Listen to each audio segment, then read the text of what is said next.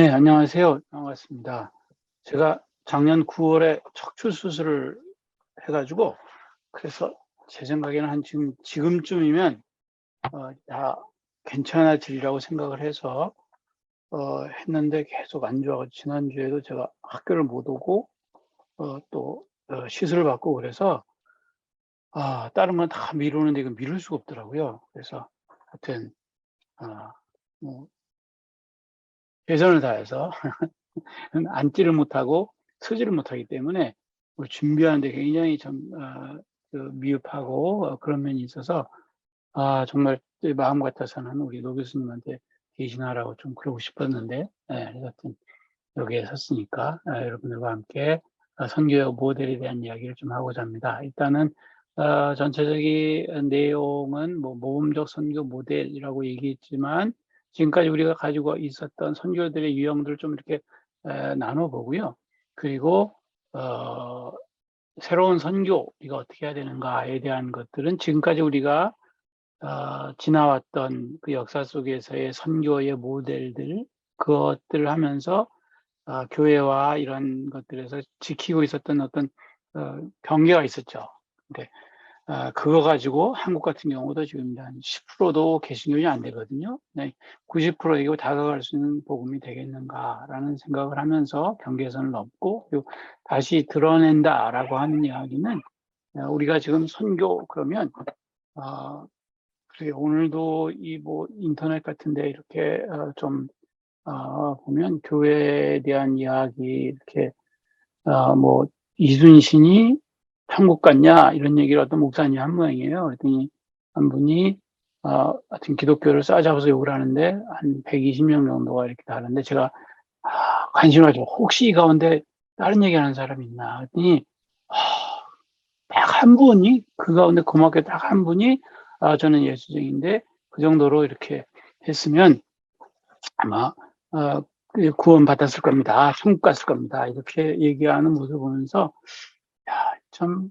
심각하다. 교회를 바라보는 세상이 바라보는 이런 모습들이 그래서 우리가 가지고 있는 선교에 대한 인식, 교회에 대한 인식들은 그냥 생긴 것이 아니라 우리가 행한 행위에 대해서 사람들이 보고 그것을 해석한 결과, 이미지를 만들어 가지고 해놓은 거이기 때문에 이제 그런 것들에 대해서 우리가 다시 드러내서 선교가 어떤 것인가 보여주면 좋겠다라는 의미를 가지고 제가 얘기를 했고요. 잠깐만요. 시계를 좀 놓고.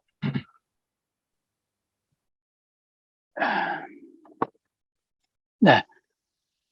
제가 굉장히 많이 준비해서 가능하면 좀 넘어가면서 해야 되겠습니다. 이게, 저는 이제 우리 보통 강의가 3시간이어가지고 3시간인 줄 알았고, 물론 아마 다 얘기해 주실 거예요. 교수님도 그렇고, 저한테 얘기를 해 주셨을 텐데, 제가 요즘 뭐 이게 약부작용이라고 그러는데, 하여튼 오래 먹어서 기억도 잘 안 나고 자꾸 잊어먹고, 그래서 그랬는지, 하여튼, 그래서 마지막 순간에 제가, 90분인데, 지금 좀 1시간 하고 나머지는 질문한다고 해서 좀 줄여보느라고 노력을 했는데, 하여튼 스킵하면서 지나가도록 하겠습니다.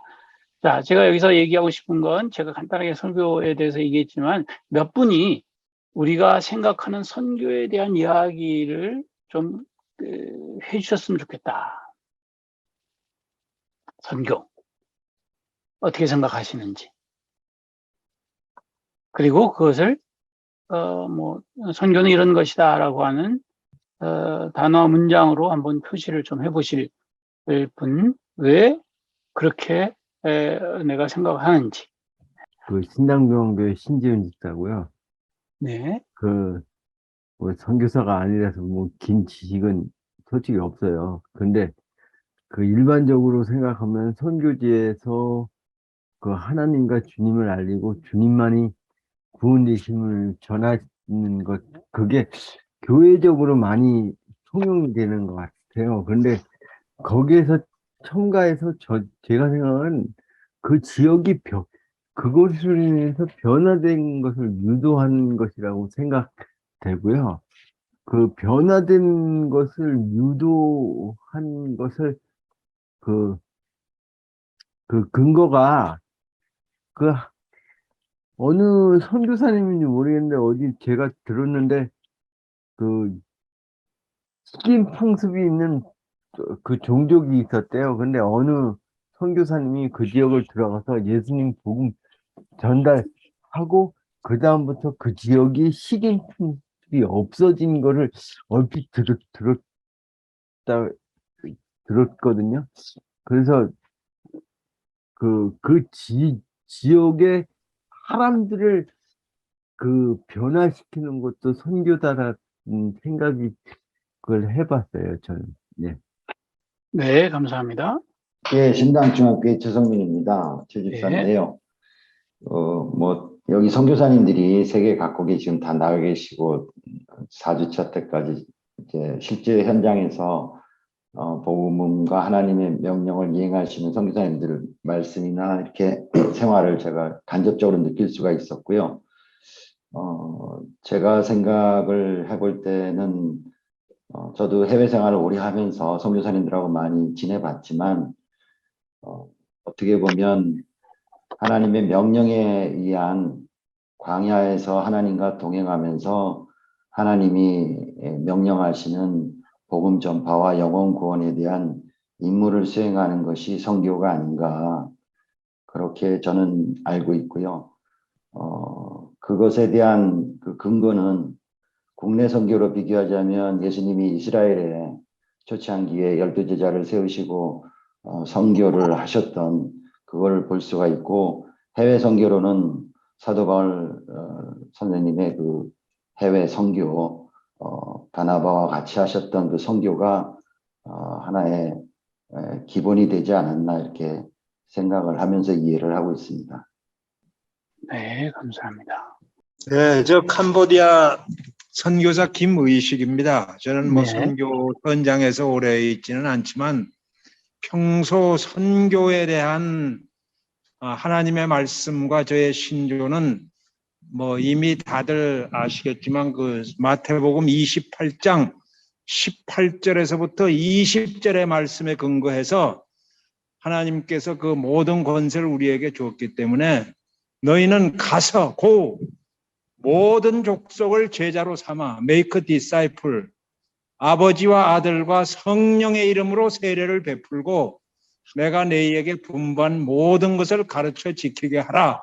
아주 그 말씀을 저의 선교의 프린시플로 그렇게 생각하고 있습니다. 네, 이상입니다. 네, 감사합니다. 뭐 다 들을 수는 없는데 일단 우리 선교란 무엇인가라고 생각하는 것에 이제 마지막 분은 성경 구절까지 들어서 얘기를 하셨고 또 교회에 계신다는 분들도 그 얘기를 해주셨어요. 근데 그 예수와 바울을 들어서도 뭐 얘기하시고 마태복음도 얘기하시고 가지고 있는 생각들을 얘기했는데, 우리가 가지고 있는 선교에 대한 생각들은 어떤 특별한 어떤 사건들을 통해서 생겨난 이미지이기 때문에 이것들이 제대로 되었는가라는 것들을 좀 생각해 보고 그것에 대한 한번 확인을 해보는 그 얘기 들으셨는지 모르지만 이런 얘기가 있습니다. 이 물고기 아니 그 물고기 원숭이와 무인도에 대한 이야기인데, 원숭이가 그 어느 날 자기가 살던 그 무인도에서 이 태풍을 만나가지고 굉장히 심한 태풍이 불어서 그 조그만 섬이 전부 다 가라앉고, 그리고 마지막에 그 가운데 나무 하나, 야자수 나무 하나 남고, 그리고 이제 자기 혼자 살아남은 거예요. 그래서 이제 자기도 죽을 위에 처해 있어서, 그래서 뭐 원숭이도 뭐 기도했겠죠. 하나님 저 내가 죽으면 여기 이 섬의 마지막입니다. 그러고 기도를 열심히 하면서 신이여 저 좀 살려주십시오. 그러고 있는데 저기 앞에 보니까 자기가 보이는 거리에서 뭐 벌써 누군가 물에 빠져가지고 허우적거리고 있는 거예요. 그래서 원숭이가 내가 죽기 전에 좋은 일 좀 해야 되겠다. 그래서 정말 그 비바람 치는데 열심을 다해가지고 거기 가서 뭐 나무를 타고 원숭이 쇼를 하면서 그것을 구했답니다. 그래서 무대에다 올려놓으니까 너무 좋아가지고 확 춤을 추더랍니다. 그래서 그래 좋겠다. 죽다가 살아났으니까 하나 좋은 일 했다. 그러고 있는데 갑자기 바람이 멈추고 물이 빠지고 햇빛이 나기 시작하면서 그래서 보니까 자기가 구한 저기는 생물은 거기서 누워서 이제 힘들어 자고 있고, 그래서 편안한 마음으로 하나님을 찬양하면서 이제 돌아갔답니다. 그래서 그 원숭이는 원숭이 마을에 돌아다니면서 이 전도사가 됐답니다. 좋은 일 하면 선한 일을 하나님이 잘 살려주신다. 그래서 유명한 봉사가 돼서 그 얘기를 항상 하고 다니니까, 근데 이 자기가 정신이 없어가지고 이게 뭔지 뭘 살렸는지를 잘 얘기를 안 해주고 몰라서, 그래서 사람들이 이제 그걸 보러 갔답니다. 사람들이 아니죠, 원숭이들이 보러 가서 그 나무 밑에 보니까 그 나무 밑에 있는 것이 물고기 뼈만 남았더래요. 큰 물고기 뼈. 그러니까 물고기가 물에서 헤엄치고 있는 거를 자기가 볼 땐 빠져 죽는다고 생각을 해가지고 그래서 그거를 건져서 결국 죽인 거죠. 선교, 우리가 오랫동안 선교해 왔지만, 그 선교라고 하는 이제 그 미션이라는 영화, 여러분들이 더 미션이라는 영화 한번 선교사님 관심 한번 꼭 보세요. 그 미션이라는 영화에도 보면 가브리엘이라는 선교사가 이과수 폭포 위에 있는 그 과라니족을 선교하러 올라가서 굉장한 성과를 올렸었는데 목숨을 걸고 정말 했어요. 정말 감동적인 선교입니다. 그런데 그 제목이 미션이라고 하는 영화에 보여주는 건 뭐냐? 그렇게 해서 그 과라니족은 전부 전멸됐더라.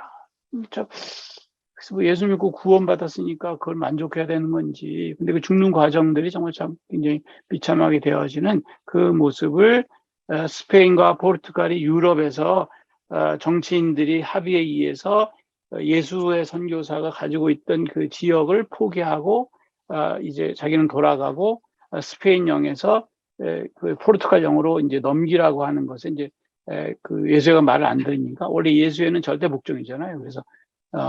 그래서 이제 그 교황청 대리대사가 가가지고 그 예수의 사람을 좀 이렇게 잘 다독여서 좀 포기하게 하려고 그랬는데 포기하지 않아 다 죽어버린 거에 대한 그 자책하는 마음에서 이제 그 보고서를 쓴 게 영화로 이렇게 나왔고, 그분이 이제 그 마지막 얘기하는데 그런 얘기합니다. 이제 거기에 있는 스페인과 포르투갈의 그 집정관입니까? 그 사람들이 이제 교황에 있는 교황의 대리제사를 이렇게 위로하면서, 아유, 너무 슬퍼하지 마십시오. 그 세상이 다 원래 그런 거 아닙니까?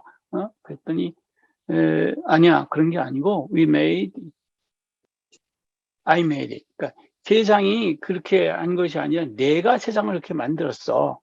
그렇게 얘기하면서, 죽은 자들의 그런, 그 소울이, 산 사람들의 기억 속에서 남아가지고 산 사람들을 이제 괴롭히는 그런 이야기를 합니다. 정말 목숨을 걸고 가가지고 선교를 열심히 했는데 그 선교가 이룬 결과들에 대한 것들, 그런 것들이 가져오는 결과는, 왜냐하면 우리 여러분들이 이렇게 그 좋은 교수님 만나가지고 외향선교에서 여러분 신학을 배우지만, 뭐 우리나라에도 이 강신무와 세신무가 있잖아요. 뭐 특히 신이 임하면 막 이상한 목소리를 내고 이렇게 안 배워도 전부 아는 강신무도 있지만 대부분은 학습무이기 때문에, 세신무이기 때문에 그거를 배워야 되거든요. 그러니까 사실 선교는, 선교학이라고 하는 건 그냥 선교사들이 행한, 교회가 행한 그 선교들을, 임행한 행교들 해석해서 그것을 체계적인 지식으로 만들어 놓는 게 선교학이거든요. 그러니까 전에는 이렇게 했더라라고 하는 선교에 대한 이야기들을 좀 잘 배우고 그렇게 해서라도 가서 선배들이 저지른 그 무의식 중에 무지불식간에 저질렀던 그런 것들을 좀 막을 수 있는 방법이 있으면 좋겠다. 이제 그런 의미에서 우리가 그 선교학에서 이 선교에 대한 이야기를 다루는 것이 굉장히 필요합니다. 그래서 우리는 선교, 전에는 선교 그러면 해외 선교라는 말들이 뭐 리버스 미션 이렇게 그 당시엔 그렇게 시작을 했기 때문에 있었지만, 지금은 이제 그 미셔널 처치 이후로는 우리가 선교는 이제 해외 선교만 얘기하지는 않죠. 그래서 우리는 선교가 무엇인가를 믿지 않고 해외 선교를 해왔지만 계속되는 교회의 선교에 대한 정당성을 위해서는 객관적이고 합리적이면서도 논리적인 이해가 전제된 학문적인 정리가 필요하다. 이제 그런 의미에서 우리가 선교와 공부를 하고 또 선교란 무엇인가에 대한 것을 배웁니다. 그래서 오늘 여러분들과 제가 하고 싶은 얘기는 이런 얘기입니다. 내가 선교를 무엇이라고 생각했고 지금 그렇게 하고 있나? 왜 그랬나? 그 설교를 통해서 들은 것인지, 아니면 책을 읽고 그런 건지, 아니면 하나님이 나한테 얘기를 해준 것인지. 근데 보면 요나에게 하나님이 선교하러 가라고 했을 때 요나는 북이스라엘 선교사였거든요. 선교를 굉장히 선교를 잘 하시던 분인데 하나님이 가가지고 요나야 이제 거기 접고 니느웨로 가라 그랬더니 혹시 기억하세요? 어떻게 했는지 요나가 할렐루야 주님 말씀하시니 제가 따르겠습니다. 그러셨습니까? 스스로 도망갔습니다.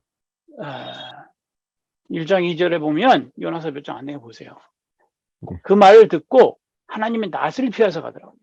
네. 근데 요나서 전체를 보세요. 이 땅에서는 요나를 항상 요게 바로 나, 요 가로 열고 게 바로 가로 닫고 나 이렇게 항상 있는데 우리가 하나님의 뜻을 알면서도 니느웨 백성을 살리고 싶은 마음은 없는 거예요. 시리아의 그 나쁜 놈들을 살리고 싶은 마음은 없는 거예요. 그래서 계속 도망다니면서 하나님한테 반대하면서 결국은 가가지고 저놈들 뒤졌지 그러고 탁 쳐다보고 있는데 하나님이 죽이지 않는 거에서 분내하는 그런 것들을 보면 우리가 선교라고 하는 것이 무엇인가라고 하는 것을 어디서 어떻게 배웠는가에 따라서 굉장히 많은 결과 차이가 있기 때문에 그래서 우리가 어떻게 생각했었나 가지고 이제는 선교를 무엇이라고 해야 하나를 배워서 자기가 사는 지역 지금 시대에 누구에게 어떤 사람에게 선교를 하는지에 대한 것들을 어떻게 하면 잘 전할 수 있을까라고 하는 것들을 정확하게 좀 생각해보는 그런 시간이 되면 좋겠다. 신학은 개념과 이미지라는 의미로 있습니다. 이 그림 하나를 보시면 시간 없어서 많이 제가 물어보지고 그러지 못하겠네요. 이게 혹시 한 사람만 그래도 이게 여기서 보이는 게 뭐고 이게 무슨 그림일까요? 성모 마리아가 아기 예수 들고 네. 품고 있는 것 같은데. 네. 교수님이니까 당연히 그렇게 보시겠죠. 왜 성모 마리아하고 왜 아기 예수입니까? 네? 왜 성모 마리아하고 아기 예수예요? 성화 같아가지고. 그 미션 영화 보신 분들 알면 거기서 이제 그 선교사가 올라갔을 때 사람들이 개나리 보증을 이렇게 이 센터하는 과정 속에서 나온 게 하나 액자가 하나 나오는데 거기에 성모 마리아하고 아기가 나오는데 성모 마리아하고 그러니까 사람들이 볼 땐 성모 마리아하고 예수를 본 것은 아니어도 이 사람은 나쁜 사람은 아니다. 아마 결혼해가지고 애를 놔두고 갔던지 하여튼 그 애가 보고 싶어서 그랬나 보다. 이렇게 생각을 했을 수 있어요. 그러나 우리는 이게 성모 마리아였었죠. 이 칼로 그리벨리가 그린 그림의 이름은 마돈나 델라 론디네라고 하는 여기 보면 여기 이게 뭐냐면 제비입니다. 제비. 마돈나의 제비. 제비는 부활을 상징하거든요. 그래서 이 그림을 이렇게 하고 이 사람은 누구더라 성자였던 죽은 세바스찬 데오클리오스 황제의 경원이었었는데 기독교로 개종을 해서 기둥에 달려서 화살면서 순교한 사람이고 그리고 이 사람은 이제 교회와 성령체를 가지고 있기 때문에 유대비였어. 사실 뭔가를 이해한다고 하는 것은 이 사람은 성경을 읽고 자기 생각을 가지고 이렇게 그려놨지만 똑같은 문화나 이런 환경에 있는 사람을 따르게 이해할 수 있다. 그래서 이 신학이라고 하는 것은 항상 그 선교 개념과 이미지가 있습니다. 개념 우리가 선교 혹시 선교라는 우리나라 말의 뜻을 아시는 분 한국말 얘기 안 하세요? 이 네이버를 찾아. 네이버 찾아보시고요. 네. 베풀선 짜고 가르칠 규자예요. 그래서 베풀고 가르치다. 예수가 나눠주고 사랑했던 베푸는 것과 가르친 것. 이 전 세계의 말 중에서 선교라는 말을 대한민국의 말처럼 괜찮은데 우리는 전쟁을 가지고 선교가 들어온 게 아니기 때문에 우리가 어려운 시대 선교가 들어왔는데 우리 어려운 시대에 와서 빵도 나눠주고 초콜릿도 나눠주면서 학교도 만들어주고 병원도 만들고 이랬기 때문에 우리는 굉장히 선교라는 걸 좋은 생각을 가지고 있는데 영화의 미션은 미션 임퍼서블 알죠? 예. 톰 크루즈인가 그 친구 나오는 뭐 이 암살하고 폭발하고 죽이는 것 같은 이런 그거는 이제 그 나라가 가지고 있던 어떤 선교 역사나 이런 것들 속에 같이 있다고 보는 거죠. 예, 이게 이렇게 해서 제목이 이렇게 마돈나의 제비 슈발라우프가 되어 있고요. 예. 선교가 잘못 이해졌을 수 있는 가능성들을 우리가 생각해 봐야 되는데 바로 이게 개념과 이미지에 관한 답입니다. 예. 신학적인 용어들은 항상 개념과 이미지라는 두 가지의 상호작용을 통해서 전달되는데 이는 마치 사람들이 어떤 단어를 듣게 되면 그 단어를 구성하는 객관적인 의미보다도 그 단어가 역사적 상황 속에서 사람들에게 이해되어진 그 이미지를 자동적으로 떠올리게 되는 것과도 같다. 우리는 목사 그러지만 어떤 사람들은 먹사 이렇게 얘기를 하는 그쵸 그런 것들과 비슷하다고 보면 되죠. 네. 이런 측면에서부터 선교에 대한 잘못된 이미지는 선교라는 말을 구성하는 단어가 갖고 있는 객관적인 의미와 선교라는 사건을 통해서 일반인들이 갖게 되는 경험을 통한 평가로 얻어지는 이미지가 서로 다른 것의 문제의 핵심입니다. 사람들은 오히려 어떤 단어를 명확하게 설명하는 것이 어렵기 때문에 이미지나 은유를 의지해서 쉽게 전달합니다. 그러나 그 이미지와 개념이라고 하는 것은 항상 둘과의 관계 속에서 사람들에게 어떤 이미지를 남기고 개념화 시키기 때문에 이미지는 항상 관계적이고 인격적이고 그리고 이미지는 개념을 살찌우고 이미지가 이런 이미지라고 하는 것을 개념을 알게 해주고 또 개념은 이미지를 훈련시킵니다. 그러므로 개념 없는 이미지는 맹목적이고 이미지가 없는 개념은 공허합니다. 그러므로 우리는 선교라는 개념에 대한 잘못된 이미지를 어떻게 바꿀 것인가를 논할 수는 있어도 선교라는 말 자체를 바꾸려고 해서는 안 됩니다. 왜냐하면 결국 새로운 경험도 교회의 선교적 실천을 통해서 세상 사람들에게 이미지를 갖게 되는 것이 필연적이기 때문이다. 말을 바꾼다든지 그 말 쓰지 않는다. 왜냐면 우리 아마 못하고 넘어가야 되고 간단하게 얘기를 하면 지금 신학계에서의 관심은 선교라는 말을 미션이라는 말 더 이상 쓰지 말자. 사람들이 오해하니까. 또 다른 한쪽에서는 이제 선교가 문제가 있으니까 선교 그만하자. 선한 일이나 하고 다니자. 선교라는 말이 가지고 있는 하나님이 세상을 창조하시고 그 하나님이 인간에게 법을 주셨는데 그 법대로 살지 못해서 죄악을 져서 영적으로 하나님과의 관계를 갖지 못한 그 인간들에게 하나님의 아버지인 것을 가르쳐 주는데 바로 그것이 예수 그리스도를 통해서 온 것이고 예수를 믿을 때만 예수의 이름으로 우리가 구원을 얻고 그리고 성령으로 거듭나게 될 때 사람들 이런 얘기를 해서 사람들을 변화시켜야 되는데 그런 것들을 하면은 마치 덜 떨어진 사람처럼 얘기를 하게 된다. 예를 뭐 적었어. 이게 레오나르도 호프라고 하는 사람이 선교사는 하나님보다 먼저 온다라는 책을 썼는데 이때 1985년에 교황 바오로 2세가 인디언들이 사는 그 안데스와 미국의 인디언들 방문을 했었는데 그때 이제 사람들이 교황에게 보낸 편지를 거기에 실었더라고요. 그래서 당신이 이건 올 때 정말 잘 오셨는데 오신 김에 당신이 가져온 성경책 좀 그냥 가져가라. 그래가지고 그거를 당신의 자식들한테 좀 제자들한테 보여주라. 왜냐면 여기에 성경에 담겨 있는 이야기 도덕률은 우리를 위한 게 아니라 걔네들 위해다. 성경 온 다음부터 우리는 전부 그 사람들의 종이 되고 빚을 얻어가지고 쫓겨나고 이렇게 됐는데 자유와 해방이 우리에게 있지 않았다. 그러니까 그 사람들에게 줘라. 이런 얘기를 하더라고요. 유카탄 마야 언어로 쓰여진 16세기와 19세기의 마야 언어로 쓰여진 예언자의 문서인데 기독교가 온 것에 대해서 마치 저주가 내린 것처럼 얘기하는 이런 모습들. 그래서 1979년에 그 멕시코 푸에블라에서 모였던 주교회의에서는 그동안 그 해방신학과 이런 것들이 가지고 있었던 문제점들을 천주교에서 아주 그냥 어떻게 해서든지 단결해 가지고 이번에 완전히 없애기로 결정을 하고 이 회의를 시작을 했었는데 결국은 이제 교황 바오로 2세에서 이게 뒤집어지면서 그 성명서 발표한 내용 중에 이런 것들이 있습니다. 우리의 죄를 고백한 거죠.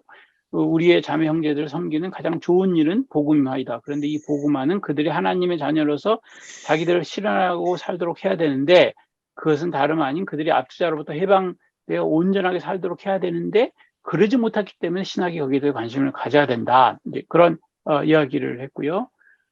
그래서 이거 또 넘어가도록 하겠습니다. 탈레반 한국인 납치 사건 같은 것들을 통하여서 우리가 선교에 대해서 한쪽은 그분들 때문에 우리가 또는 그 선교라고 하는 것들은 이렇게 가서 사람들이 죽었는데도 불구하고 그런 것들에 관심을 갖지 않고 그 선교하다가 죽은 사람들은 잘 됐다고 그러고 뭐 계란을 던지고 거기 죽으러 갔으니까 죽여라 뭐 이런 얘기까지 하는 것들을 보면서 이 세상 사람들이 사회가 선교를 얼마나 잘못되어져 있는가 이번에 우리 코로나 때 느끼는 거지만 한국 교회가 성장한 데는 그리고 다른 교회들도 많은데 그 사회가 어려울 때 위기에 처했을 때 종교로 많이 귀의했는데 이번에 놀라운 것은 이 코로나 시대에 사람들이 교회를 굉장히 두려워하고 교회를 굉장히 그 혐오 집단으로 했던 이런 문제들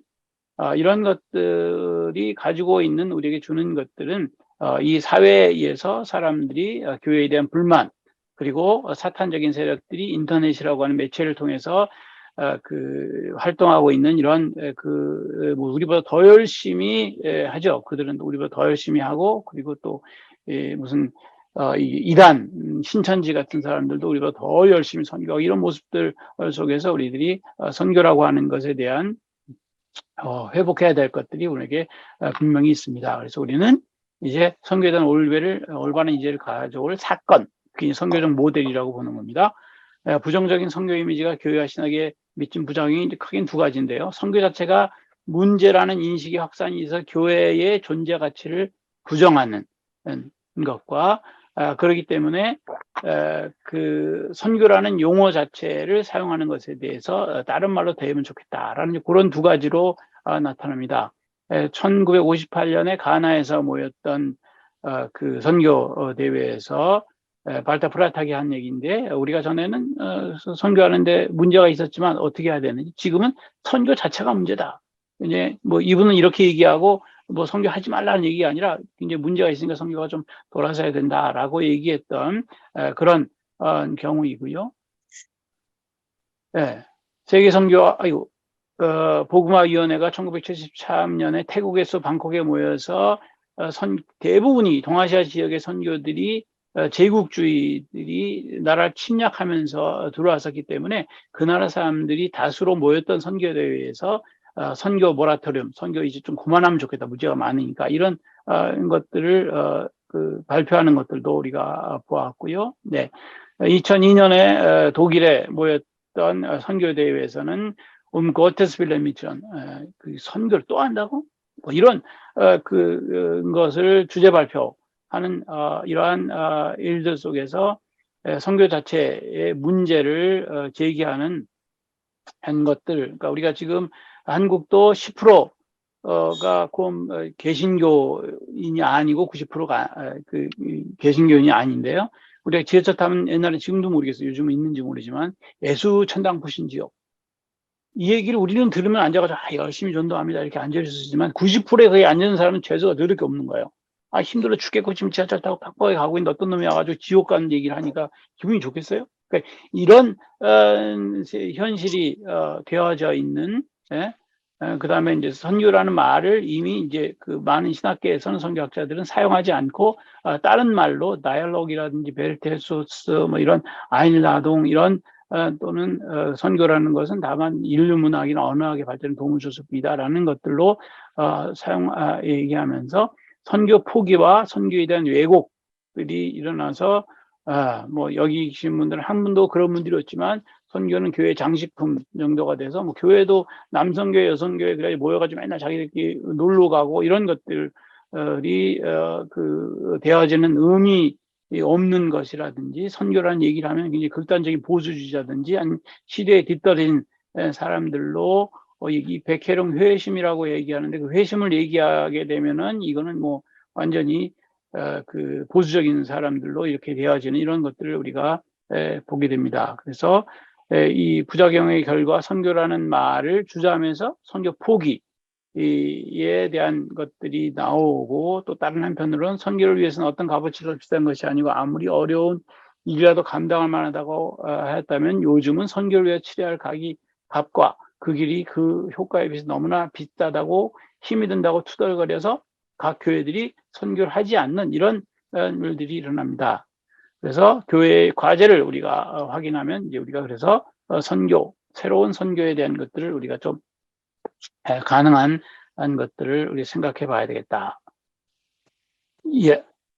선교학이 가지고 있는 의무는 항상 지금까지 그래왔지만 선교는 항상 교회의 바깥 피부, 교회 바깥에 있으면서 교회가 어려울 때마다 항상 그 위기하는 위자와 기라는 기회라는 그 기자가 근데 위기에 항상 기회를 만드는 그래서 전 세계 속에서 일어나고 있는 새로운 상황에 항상 대처하면서 그리고 그것을 극복하고 이런 것 사이에서 우리 사명은 무엇인가에 대한 것들로 선교학이 의무를 가지고 있고 선교라는 말 자체는 항상 그 영혼 구원에 대한 것도 있다가 사회 구원 쪽으로 있다가 뭐 이렇게 그 상황에 따라서 달라지는 것처럼 이렇게 이 독일 말로는 선교는 항상 다른 말로 번역되어졌고 그리고 완성되어 가고 변화되어 가는 그러한 모습 속에서 선교가 계속 다른 모습들로 우리에게 보여졌다.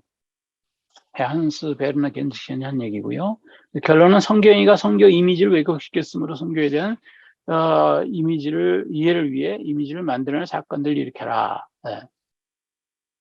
그래서 경계선을 넘는 다시 드러내는 선교. 어떤 제가 말을 만들어 봤습니다. 그래서 다시 드러내는 선교라고 하는 것은 우리가 있었던 일들을 구체적으로 기억하고 그리고 회개하는 일들 가운데서 역사 속에서 선교가 만들어낸 잘못들을 우리가 다시 한번 돌아볼 필요가 있고요. 그리고 기독교가 특히 문화라고 하는 것들을 가지고 미국에 갔더니 전 세계의 제3세계의 유물 좋은 것들은 전부 갖다 놓고 박물관을 만들었다. 그러니까 도둑놈이 물건을 파는데 어찌 그럴 수가 있을까? 정말 참 놀라운 일들을 우리가 보고 있다.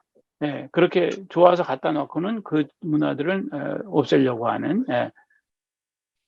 그리고 아이고. 기독교가 만드는 이러한 것들이 정말 구원할 만한 종교인가에 대한 것들을 생각하게 하고 아마 여러분들은 잘 기억을 하셔야 되겠지만 기독교가 전 세계의 그 몇 프로나 될까? 한 30%밖에 안 됩니다. 그리고 30% 가운데서 개신교는 한 5%밖에 되지 않는 것들이라고 하는 생각을 할 때 우리는 지금 요즘 신학교들이 막 줄어들고 있거든요. 학생들이 선교사들이 줄어들고 있거든요. 그래서 신학교 학생 수 줄이라고 그러는데 아니요. 이건 정말 이게 하나님 주신 생각과 전혀 반대죠.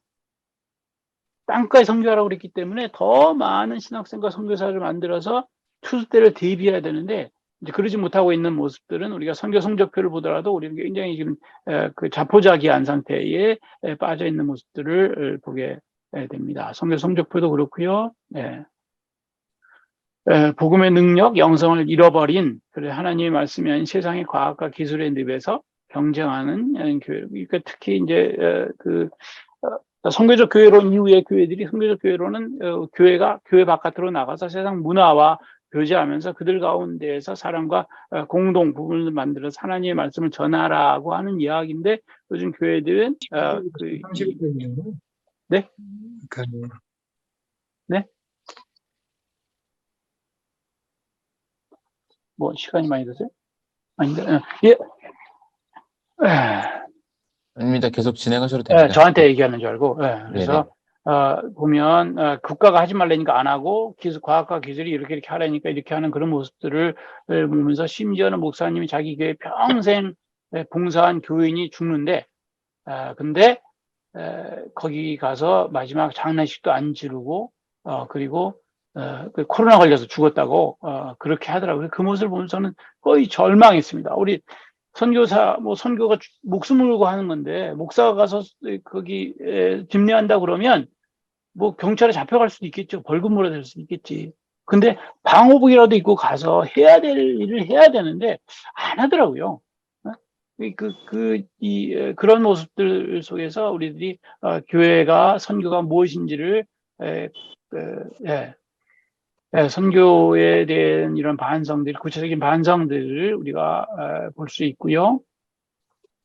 그래서 교회가 하는 모든 것은 선교이지만 또 사실 그 모든 것은 선교가 되지 않는다. 이 시팍이라는 게 제가 이니셜 창현박을 써놨는데 못 모르고 써놨는데 이게 한국어니까 좀 사람들이 욕하는 줄 알아가지고 죄송합니다. 근데 하여튼 뭐 계속 썼던 거라서 안 쓸 수는 없고. 그래서 다시 드러내면 선교를 해야 된다라는 얘기고요. 그래서 선교의 유형, 지금까지 있었던 선교의 유형들을 좀 이렇게 몇 가지를 우리가 보면, 그 선교의 유형의 첫 번째가 회심적 선교 유형입니다. 아마 여러분들이 선교하는 것에 보면 가가지고 거기 그 사람들에게 그 회개하라고 하고, 그리고 그 회개의 증거로 되어서 어떤 세례를 주고 세례가 몇 명 받았다라고 하는 것이 선교라고 하는 것들로 되어지는 그런 것들을 선교라고 하는 것들을 그 회심적 선교, 사람 회심한다는 의미에서 세례를 주어서 그것이 증거로 남는다. 그래서 회심적 선교라고 얘기를 합니다. 그래서 믿지 않는 지역에 가는 것만, 믿지 않는 사람에게 하는 것만 선교로 하는, 그래서 그 사람들이 믿고 회개하고 세례받는 것, 이것을 그 선교라고 하기 때문에 아마 대부분의 많은 사람들이 그런 것들에 집중하고, 아까 어느 분들이 얘기했었지만 변화하지 않는 삶을 그대로 무기도하는 것들을 우리가 볼 수 있습니다. 이식적 선교의 이들은 뭐냐면 우리가 믿고 우리가 좋았기 때문에 우리가 그 좋아했던 그 똑같은 교회의 모습과 이것을 거기다 세우는 거. 교회 겉모양부터 시작해서 케냐에 가서도 목사는 가운 입어야 되고 이 하이칼을 해야 되고 이런 것들로 나타납니다. 그래서 선교는 무엇이냐? 교회로부터 시작해서 교회를 통해서 교회를 위해서만 진행되는데 그 목적은 세상 안에서 눈에 보이는 그 교회를 전파하는 것이다. 라고 하는 그 서양의 문화화된 교회를 전하는 것들로 되어지는 모습. 그래서 어디든지 가면 세례 주는 것과 그리고 교회 세우는 일이 마치 선교의 모든 것처럼 얘기하고 있는데, 여러분들이 잘 아는 그 맥가브란이라고 하는 그 선교학자가 그 교회 성장학을 했던 분은 그걸 선교부 총무였는데, 자기가 어렵게 돈을 모아가지고 보내줬는데 그 돈을 가지고 세운 교회를 가서 보니까 거기 교회는 사람은 없고 풀만 자라더라. 그래서 그 영혼을 구하지 못하는 교회 사람이 없는 선교가 아니다, 이런 얘기들을 했었는데, 여기에서는 이제 비판적인 것들을 생각해 보면 너무 사람을 숫자적으로 생각하고 그리고 사람을 대상화해서 서구 문화를 인식시키는 것, 이것이 선교라고 보는 그런 문제들을, 구속사적인 선교 이해라고 하는 건 세상의 역사를 이렇게 둘로 나누어 가지고 하나는 하나님의 역사, 하나는 세상의 역사라고 보고, 역사는 창조로부터 종말로 간다, 이렇게 보면서 창조로 종말까지 가는 그 상황에서 그 처음에 하나님이 세상을 창조했는데 사람들이 하나님의 말을 듣지 않고 죄를 져서 점점 사람들이 그 지옥에 가게 되었다. 그런데 전부 그래서 하나님이 너무 안타까워서 예수를 보내줬는데 그 예수마저도 사람들이 알아보지 못하고 죽였기 때문에 전 세계가 멸망해야 되는 그 순간 예수가 부활하심으로 인해서 다시 선교가 전 세계를 위한 선교에서 줄어들었다가 남은 자의 선교로 되었다가 다시 예수로부터 시작해서 제자들 그 12제자 70문도 뭐 이렇게 해서 이제 확장해가는 그런 시대. 예수는 왔지만 그 오신 예수가 그 가시면서 내가 다시 오겠다라고 얘기를 했잖아요. 그렇기 때문에 예수가 왔다가 다시 오시는 그 사이에 주어진 시간 안에 교회 안으로 사람들을 그 많이 불러 모으는 것을 구속사라고 합니다. 그래서 이것을 역사 속에서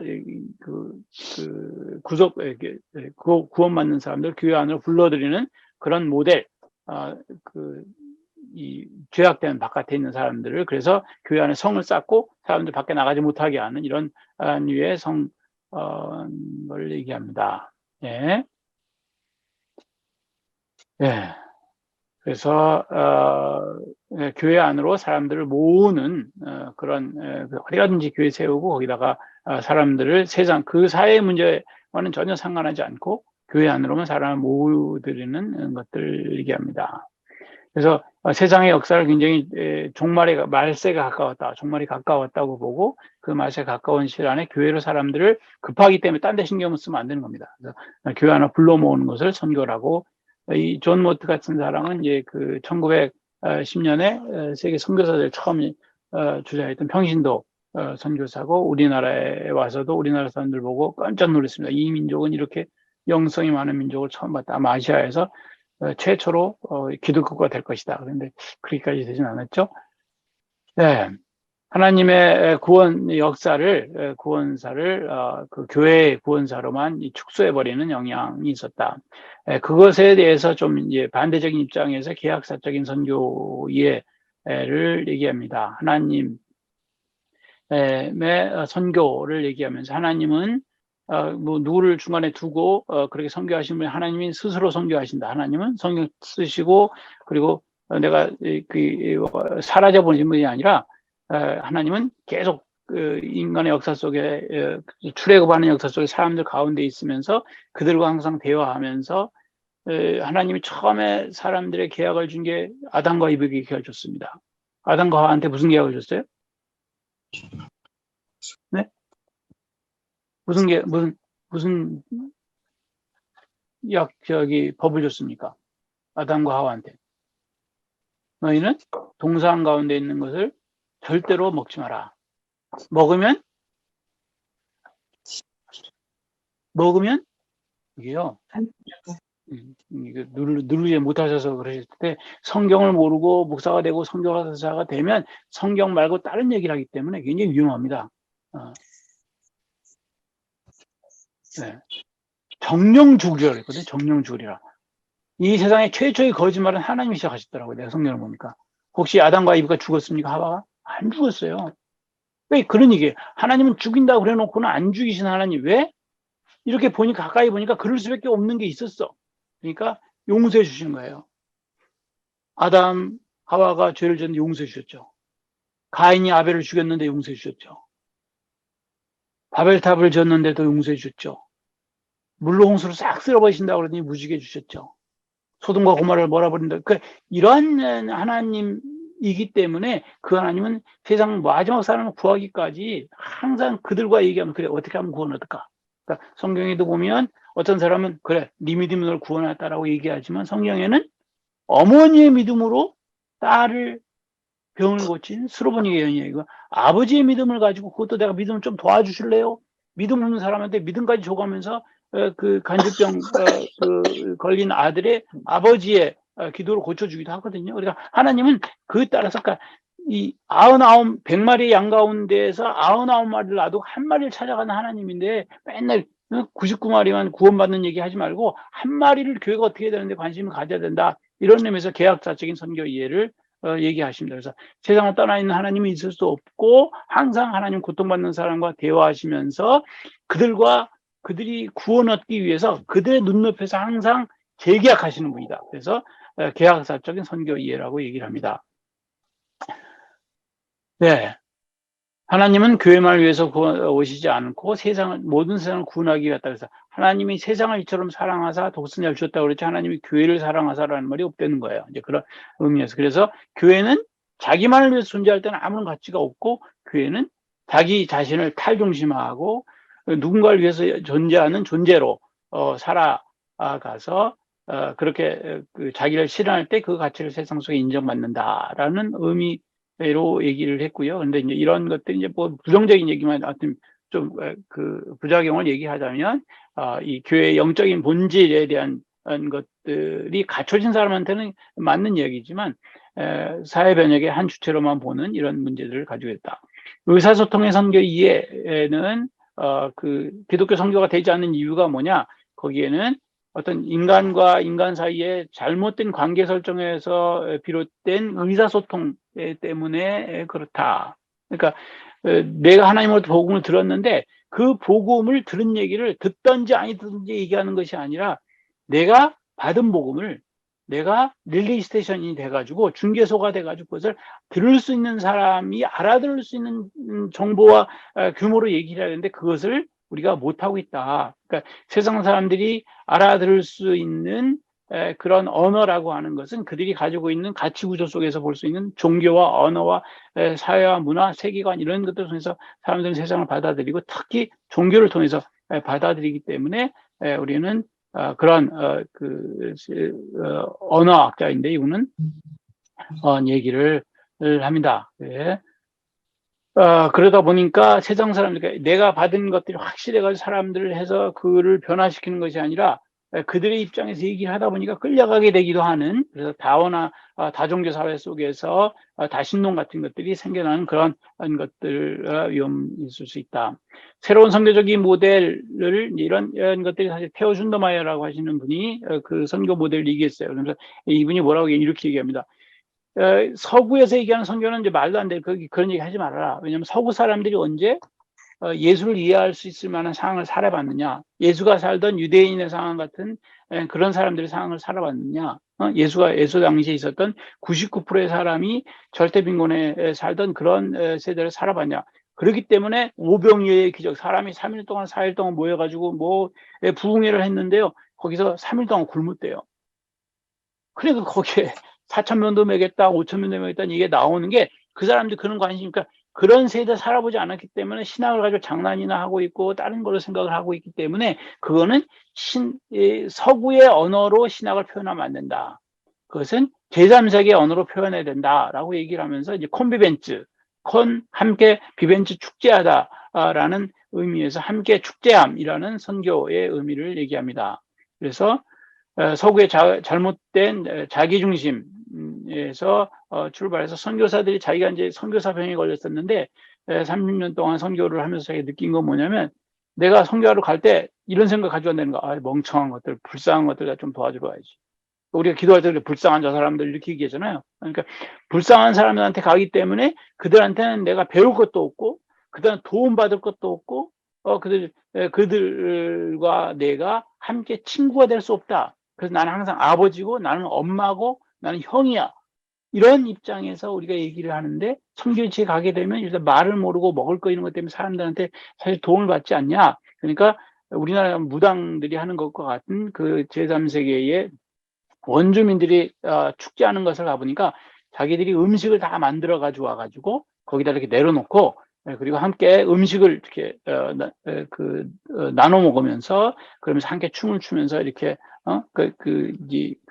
뭐 제사장 거기에 있는 추장이 뭐 이런 공수도 하고 좋은 얘기도 해주고 그러면서 이제 함께 그런 것들을 보면서 우리 예배도 좀 그렇게 되면 좋겠다.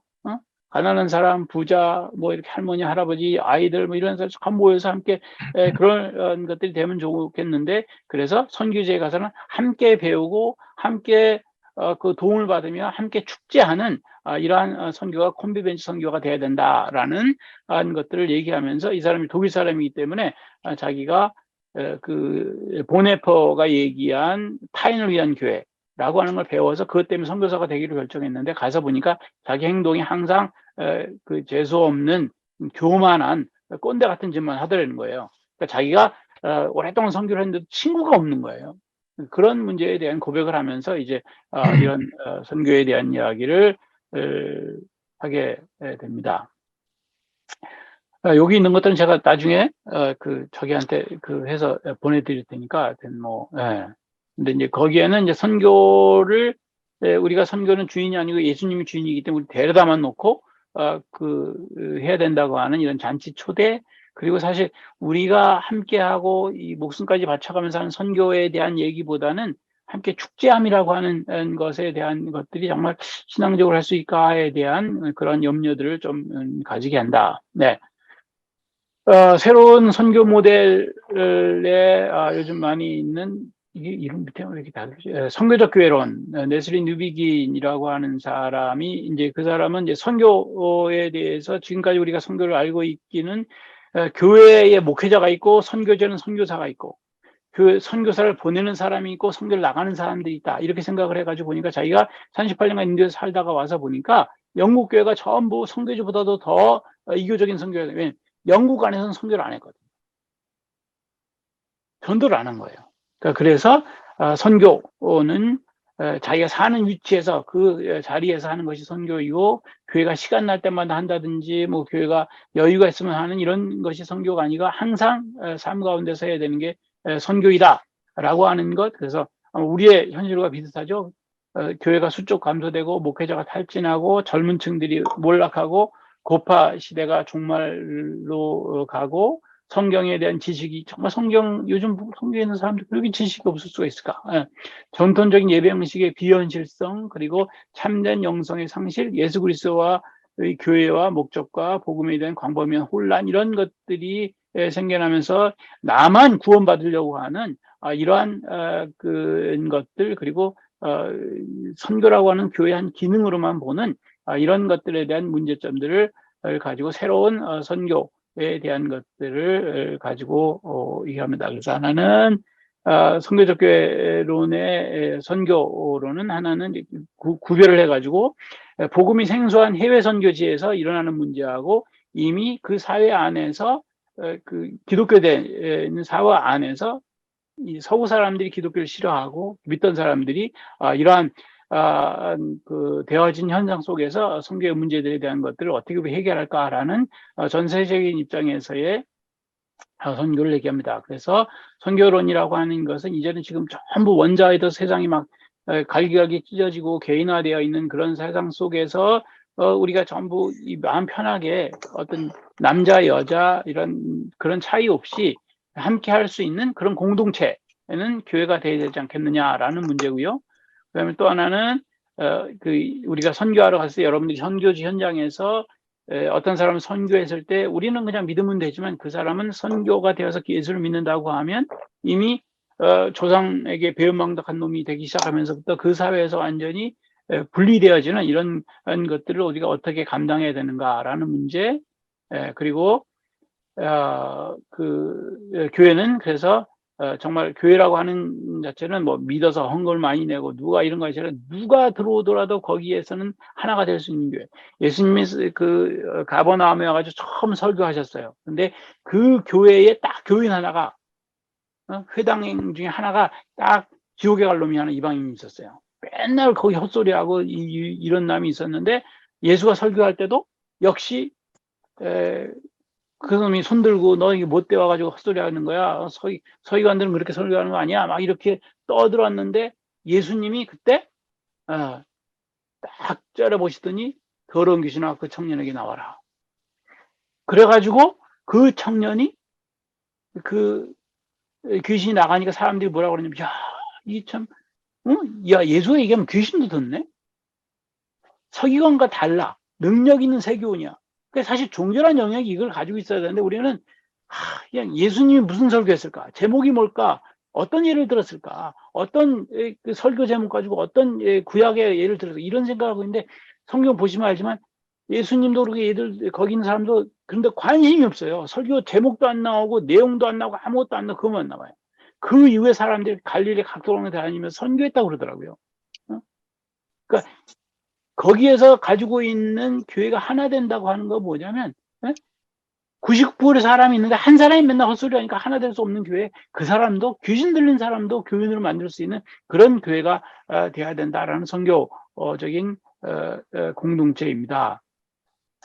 선교를 해야 되고 그리고 교회가 완전한 공동체를 주장을 해야 되고 우리가 종말을 사는 공동체로서의 어떤 그 자세를 가지고 있어야 된다.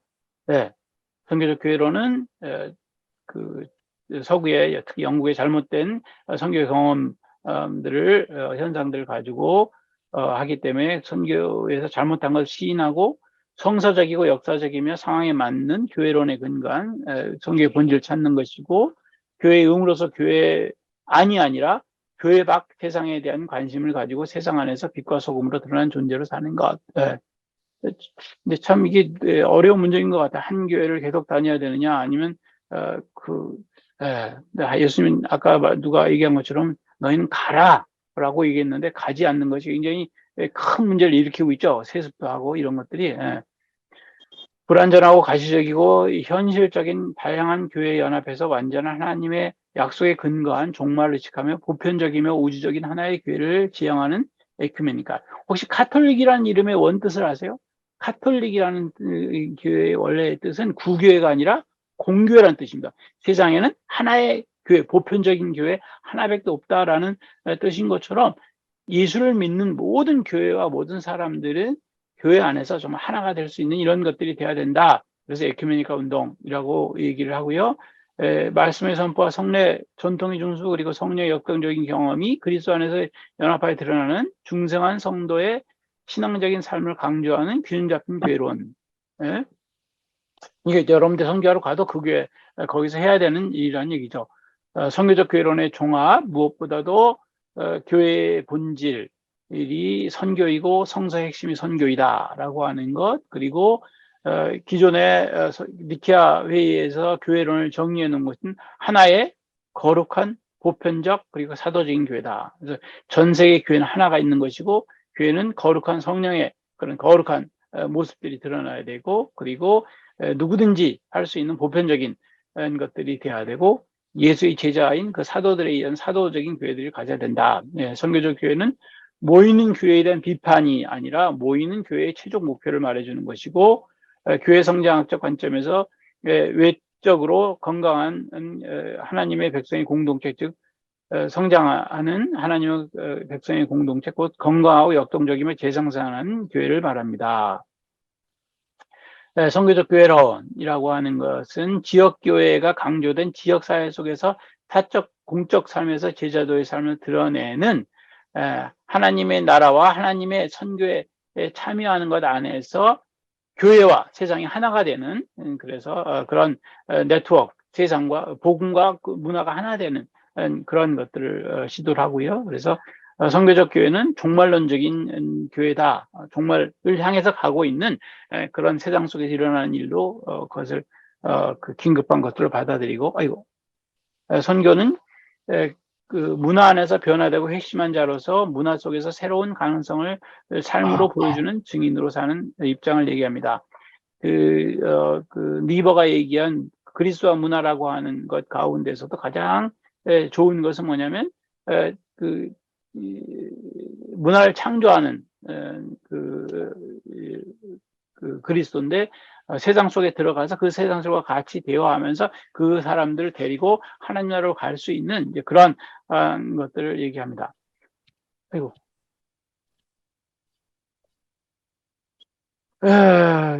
그 선교적 교회론은 교회가 자기중심적인 것에서의 교회 내 관심으로부터 교회 밖을 위한 사명을 진지하게 받아들인다. 무엇이든지 그 선교라고 하는 것은 모델들은 그들의 사회적인 상황을 철저하게 고려한 복음화와 상황화와 복음의 상황화와 토착화였다고 하는 것들을 우리가 기억할 필요가 있고요. 그 서구의 선교에 대한 문제는 이제 그런 식으로 얘기했기 때문에 넘어가겠습니다. 이거는 넘어가고요.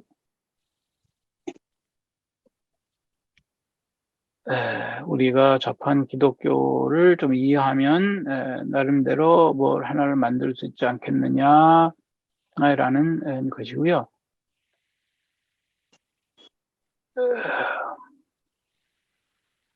새로운 선교적인 모델, 뭐 저도 이제 한가를 제기하기 위해서 아까 얘기한 그런 그 경계선을 넘는 새로운 그런 선교에 대한 이야기를 하면서 좀 이렇게 서론을 이렇게 길게 써봤고요. 그리고 선교를 하면서 우리가 한국 사람들이 우리 선교를 하면서 좀 오류를 범하지 말아야 될 것들, 충고 같은 것들을 좀 적어봤고, 서구 선교가 가지고 있는 선교를 정리하는 방법들에 대한 좀 서구 중심으로 이렇게 선교사 중심으로 선교를 정리하는 문제들에 대한 문제점들을 좀 하면 좋겠다. 요즘은 유럽을 고집하면 촌놈이 된다라는 말이 있는 것처럼 이제 한국 선교사들은 우리 한국 그 신학자들은 좀 한국적인 얘기를 할 수 있으면 좋겠다. 새로운 선교 모델로서 그 다시 드러나는 선교를 좀 친구 선교, 친구로 이렇게 친해지는 선교라고 얘기하는 이 말은 뭐냐면 내가 너의 친구라고 하는 것을 내가 정하는 것이 아니라 내가 친구로 인정을 받는다는 이야기입니다. 그래서 이게 이야기는 요거 이게 넘어갑니다. 이게 그 야고보 바사노가 그린 선한 사마리아인에 대한 그림입니다. 이 그림을 통해서 어떤 선교적인 모델을 가질 수 있을까라고 하는 이 사람의 이 선교사죠. 빨간 것과 파란 것은 동맥과 정맥을 나타내는 전형적인 그림 방법이었고, 이 죽으면 자기가 잡아먹으려고 그랬었는데 거의 죽어가는 피가 다 빠져 있는 이 사람, 그리고 여기 가시는 제사장과 서기관 세례 이 레위인이고요. 여기 보면 요 줄이 뭐냐면 이 사람이 여기만 타면 이제 이 밝음으로 가는 말입니다. 말. 이 선교라는 것이 죽어가는 사람들에게 정말, 그런데 정말 우리가 하는 선교가 강도 만난 사람이 소망으로 되어지는가? 그래서 강도를 만나 죽음에 이른 사람에게 관심을 갖고 생명을 불이키고 생명을 살게 하는 것처럼 보여지는 누가복음의 선한 사마리아인의 비유는 우리에게 무엇을 말하는가라는 것을 가지고 이거는 이제 본문이고요. 그것을 간단하게 정리를 해보면 이것은 그 한 사람이 와가지고 레인이 와가지고 물어보죠. 내가 어떻게 해야 구원을 얻겠습니까? 라고 하는, 여기는 구원에 관한 문제의 선교 핵심을 얘기하고 있다. 그리고 세상의 죽음 현장을 향하는 선교, 놀러 가고 있었지만 그 사람 놀러 가는 길이었거든, 지나가는 길에. 근데 다 죽어가고 있는 그 사람, 그래서 누구한테 살려달라는 말도 못하고 있는, 손 하나도 움직이지 말도 못하는 그 사람에게 찾아가서 그 사람 어떻게 살렸을까? 이제 그래서 선교는 이런 정말 예루살렘에서 예배 보고 지금 여리고로 내려가다가 강도 만나서 죽으면서 하나님 나를 왜 죽입니까? 라고 하는, 예배도 잘 보고 가는데 그런 사람이 부르짖는 것인지 어떤지 모르지만 그 사람에게 다가가는 것. 앞에 사람들은 가까이 보고 전부 피해 가는데 이 선한 사마리아인은 가까이 가서 보고 이 아주 국률한 마음을, 불쌍한 마음을 가지고 가서 그렇게 하더라. 그래서 그 자기 종교에 대한 비판, 제사장과 레위인은 그냥 거의 지나가고, 그리고 그 선교지에 그 사람이 꼭 필요한 것들을 하고 있는 모습, 그리고 새 시대의 새로운 선교사의 그런 모델. 사마리아에는 원래 선한이라는 말이 안 붙거든요. 근데 결과적으로 선한이라는 것을 붙여서 새로운 선교사를 얘기해주는, 그래서 제가 친구라고 한 얘기는 뭐냐면, 예수님이 우리가 어떻게 구원을 얻습니까? 라고 얘기하니까 대답을 그러니까 얘기합니다. 야, 그러면 성경에 뭐라고 써있냐? 율법에 하나님 사랑하고 이웃 사랑입니다. 그래, 그렇게 잘 살아 그러면 되겠네. 그랬더니 아무리 생각해도 자기는 하나님을 사랑하는 것 같은데 이웃의 문제가 있는 것을 이웃을 물어봅니다. 이웃은 도대체 누굽니까? 그래서 선한 사마리아의 비유를 얘기를 했어요. 선한 사마리아 얘기를 다 하고 난 다음에 예수님이 물어봅니다. 마지막에 내 이웃이 누굽니까? 라고 물어본 그 사람한테 예수님이 서가지고 그 세 사람 중에 누가 강도 만난 자의 이웃이냐? 라고 얘기할 때 그 사람이 긍휼을 베푼 자입니다. 긍휼을 베푼 자가, 선교를 받은 사람이, 내가 이 선교사는 정말 하나님의 선교사이고 나에게 자비를 베푸는 자, 이렇게 얘기하는 것이 선교다라고 하는, 선교는 선교를 받는 사람이 하나님 앞에 얘기하는 것이 선교다라는 얘기이고요. 그래서 그 여행을 가다가 모든 것을 가다가 놀러 가고 있었지만 그런 상황 속에서 선교사가, 아마 여기도 아마 선교사 되신 분들 가운데 처음부터 선교사는 아니었지만 어느 순간에 선교사가 된 사람들이 있을 거예요. 근데 그 자기가 살아오면서 가지고 있었던 기름도 가지고 있고 포도주도 가지고 다니는 사람이었고 짐승도 가지고 있고 이랬었는데 그 사람이 선교사가 되니까 다친 사람을 치유하고, 그리고 말에 태워가지고 여관까지 데리고 가서 해주고, 그리고 거기에 그 여관, 여행자들이 다니는 그런 여관이었는데 그 여관을 선교 동역자로 만들어 가지고 하는 이런 모습들을 보면서 좀 선교 하는 그 있어서 어떤 좋은 모델이 되지 않을까라고 생각해서 얘기를 해봤습니다. 네. 아까 말한 한국말로 선교가 굉장히 뭐 좋다라는 얘기고, 그래서 영어의 선교의 이해는 한계를 가지고 있다. 네. 선교는 복음을 모르는 사람이